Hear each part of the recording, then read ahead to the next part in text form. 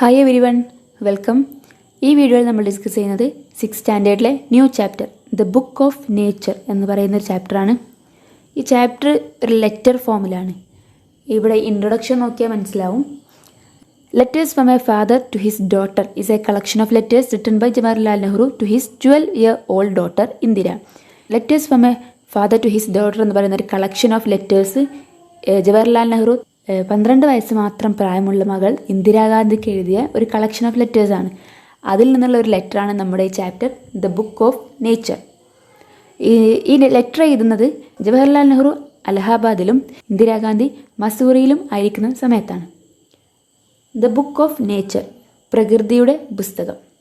When you and I are together you often ask me questions about many things and I try to answer them. അപ്പോൾ ഇവിടെ speaker Nehru ആണ്, അതുകൊണ്ടാണ് I എന്ന് പറയുന്നത്. നെഹ്റു പറയാണ്, ഞാനും നീയും, അതായത് ഇന്ദിരാഗാന്ധിയും നെഹ്റുവും ഒരുമിച്ചുള്ള സമയത്ത് ഇടയ്ക്കിടയ്ക്ക് ക്വസ്റ്റ്യൻ ചോദിക്കുമായിരുന്നു ഇന്ദിരാഗാന്ധി. അപ്പോൾ അതിന് ആൻസർ കൊടുക്കാൻ ഞാൻ ശ്രമിക്കുമായിരുന്നു, നെഹ്റു ശ്രമിക്കുമായിരുന്നു. Now that you are in Mussoorie and I am in Allahabad we cannot have these talks. ഇപ്പോൾ ഞാൻ അലഹബാദിലും നീ മസൂറിയിലാണ്, അതുകൊണ്ട് തന്നെ അതുപോലത്തെ സംസാരങ്ങളൊന്നും ഇപ്പം നടക്കാറില്ല. I am therefore going to write to you from time to time short accounts of the story of our earth. അതുകൊണ്ട് തന്നെ ഞാൻ കുറച്ചായിട്ട് നമ്മുടെ ഭൂമിയെക്കുറിച്ച് നിനക്ക് എഴുതുകയാണെന്നാണ് പറയുന്നത്. I am afraid I can only tell you very little in these letters of mine. Nehru പറയാണ്, എനിക്ക് എൻ്റെ ഈ ലെറ്റേഴ്സിൽ കുറച്ച് മാത്രമേ ഉൾക്കൊള്ളിക്കാൻ പറ്റുന്നുള്ളൂ. കാരണം നമ്മൾ നേരിട്ട് സംസാരിക്കുമ്പോൾ നമുക്ക് അധികം സംസാരിക്കാൻ പറ്റുക, ലെറ്റേഴ്സ് ആകുമ്പോൾ നമുക്ക് ചുരുക്കം കാര്യങ്ങളെ എഴുതാൻ പറ്റുള്ളൂ. But that little I hope will interest you and make you think of the world as a whole and of other peoples in it as our brothers and sisters. അപ്പോൾ നെഹ്റു പറയുന്നത്, എന്നാലും ആ ഒരു ചെറിയ ലെറ്ററിലൂടെ തന്നെ ഈ ലോകം മുഴുവൻ നമ്മുടെ സ്വന്തം വീടായിട്ടും അതിൽ വ്യത്യസ്തരായ പല രാജ്യക്കാരെയൊക്കെ ബ്രദേഴ്സും സിസ്റ്റേഴ്സുമായിട്ട് ഒക്കെ ആയിട്ട് നീ കണക്കാക്കും എന്ന് ഞാൻ വിചാരിക്കുന്നു എന്ന് നെഹ്റു പറയാണ്. When you grow up you will read about the story of the earth and her peoples in fat books. നീ വലുതാവുമ്പോൾ നീ ഭൂമിയുടെ കഥ ഒരുപാട് പുസ്തകങ്ങളിൽ നിന്ന്, വലിയ പുസ്തകങ്ങളിൽ നിന്ന് വായിക്കും. You will find it more interesting than any other story or novel that you may have red. ആ ഭൂമിയുടെ കഥകൾ നീ ഇതുവരെ വായിച്ച എല്ലാ പുസ്തകങ്ങളെക്കാളും അല്ലെങ്കിൽ നോവലേക്കാളും ഭയങ്കര ഇൻട്രസ്റ്റിംഗ് ആയിട്ട് തോന്നും എന്നാണ് പറയുന്നത്. But in old times when men did not exist surely no books could have been written. പക്ഷേ പണ്ട് കാലത്ത് മനുഷ്യരൊന്നും നിലനിൽക്കാത്ത സമയത്ത്, എക്സിസ്റ്റ് മീൻസ് നിലനിൽക്കാതെ ഇരുന്ന സമയത്ത് തീർച്ചയായും ബുക്കുകളൊന്നും എഴുതിയിട്ടുണ്ടാവില്ല. How then can we find out what happened then? അങ്ങനെയൊക്കെയാണെങ്കിൽ അന്ന് എന്താണ് സംഭവിച്ചത് നമുക്ക് എങ്ങനെയാണ് മനസ്സിലാക്കാൻ പറ്റുക? We cannot nearly sit down and imagine everything. നമുക്ക് ഇരുന്ന് എല്ലാ കാര്യങ്ങളും ആലോചിക്കാൻ പറ്റില്ല. This would be very interesting for we could imagine anything we wanted to and would thus make up the most beautiful fairy tales. പിന്നീട് പറയുന്നത്, അത് ഭയങ്കര ഇൻട്രസ്റ്റിംഗ് ആയിരിക്കും. നമ്മൾ ആഗ്രഹിക്കുന്ന ഒരു കാര്യം നമുക്ക് സങ്കല്പിക്കാൻ പറ്റുകയും അത് പിന്നീട് ഒരു ഫെയറി ടെയിൽസ് ആയിട്ട് മാറുകയും. ഫെയറി ടെയിൽസ് എന്ന് പറഞ്ഞാൽ റിയൽ അല്ലാത്ത ഒരു കെട്ടുകഥ എന്നൊക്കെ പറയാം, അങ്ങനെ ആക്കാൻ വേണ്ടിയിട്ട് പറ്റും. But this need not to be true as it would not be based on any facts that we had seen. പക്ഷേ ഇതൊരിക്കലും, ഇങ്ങനത്തെ കഥകളൊന്നും ഒരിക്കലും സത്യമായിക്കൊള്ളണം എന്നില്ല, കാരണം അത് നമ്മൾ കണ്ടിട്ടില്ല. ഫാക്റ്റ് എന്ന് പറഞ്ഞാൽ സത്യം. But although we have no books written in those far off days, fortunately we have some things which tell us great deal as well, almost as book would. അന്നത്തെ കാലത്ത് തീർച്ചയായിട്ടും ബുക്കുകളൊന്നും എഴുതിയിട്ടുണ്ടായിരുന്നില്ല.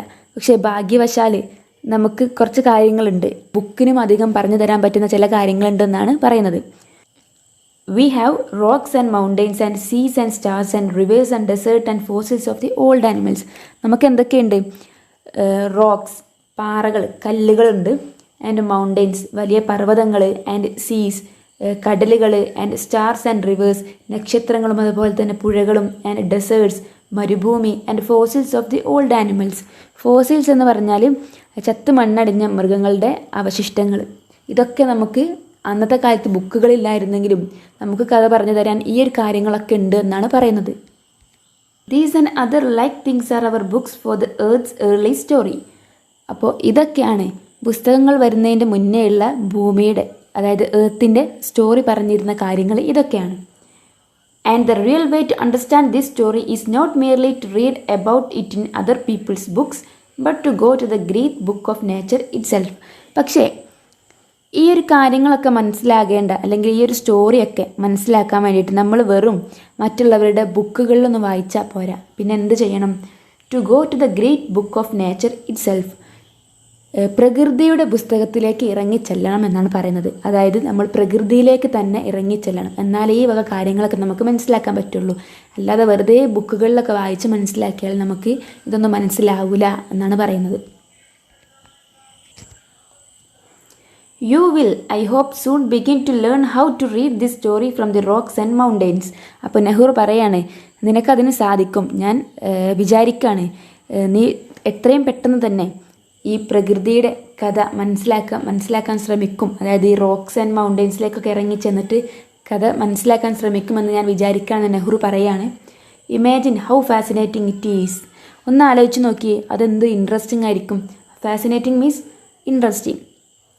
Every little stone that you see lying on the road or the mountains may be a little page in nature's book and may be able to tell you something if you only knew how to read it. ഇവിടെ എന്താണ് പറയുന്നത്? നെഹ്റു പറയാണ്, ഈ റോഡരികിലും അതുപോലെ തന്നെ മൗണ്ടെയ്ൻസിൻ്റെ സൈഡിലൊക്കെ കിടക്കുന്ന ഓരോ ചെറിയ കല്ലിന് വരെ ഭൂമിയുടെ പുസ്തകത്തിൽ ഒരു കഥ പറയാനുണ്ടാവും. അത് നമ്മൾ വായിക്കാൻ ശ്രമിച്ചാൽ മാത്രമേ നമുക്കത് മനസ്സിലാവുള്ളൂ. To be able to read any language, Hindi or Urdu or English, you have to learn its alphabet. നമുക്ക് ഏതൊരു ഭാഷ പഠിക്കണമെങ്കിലും നമ്മളതിൻ്റെ ആൽഫബറ്റ് പഠിക്കണം. അതിന് ഹിന്ദി ആയാലും ഉറുദു ആയാലും ഇംഗ്ലീഷ് ആയാലും ഏതൊരു ഭാഷ പഠിക്കണമെങ്കിൽ നമ്മളതിൻ്റെ ലാംഗ്വേജ് അല്ലെങ്കിൽ ആൽഫബറ്റ് പഠിക്കണം.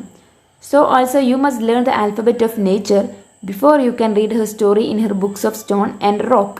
അതുപോലെ തന്നെ നിനക്ക് ഈ നേച്ചറിൻ്റെ, ഭൂമിയുടെ അല്ലെങ്കിൽ പ്രകൃതിയുടെ ഈ ഒരു കഥ അറിയണമെങ്കിൽ നിനക്ക് ആദ്യം അതിലെ അക്ഷരങ്ങൾ പഠിക്കണം. എന്നാലേ നിനക്ക് ആ കഥ മനസ്സിലാക്കാനും വായിക്കാനും ഒക്കെ പറ്റുള്ളൂ. Even now perhaps you know a little how to read this. എന്നാലും നിനക്ക് ഇപ്പോൾ കുറച്ചൊക്കെ ഇത് വായിക്കാൻ അറിയുമായിരിക്കും. If you see a little round shiny pebble does it not tell you something. നീ ഒരു തിളങ്ങുന്ന, ഷൈനി മീൻസ് തിളങ്ങുന്ന, പെബിൾ എന്ന് പറഞ്ഞാൽ കല്ലാണ്. എങ്ങനത്തെ കല്ല്? നല്ല സ്മൂത്തായിട്ട് നല്ല ഒരു ഉരുളൻ കല്ല്, സ്മൂത്തായിട്ടുള്ള ഉരുളൻ കല്ലിനെയാണ് പെബിൾ എന്ന് പറയുന്നത്. അങ്ങനത്തെ ഒരു കല്ല് കാണുമ്പം നിനക്ക് തോന്നുന്നില്ലേ അത് നിന്നോടെന്തോ പറയാനുണ്ടെന്ന്? How did it get round and smooth and shiny without any corners or rough edges.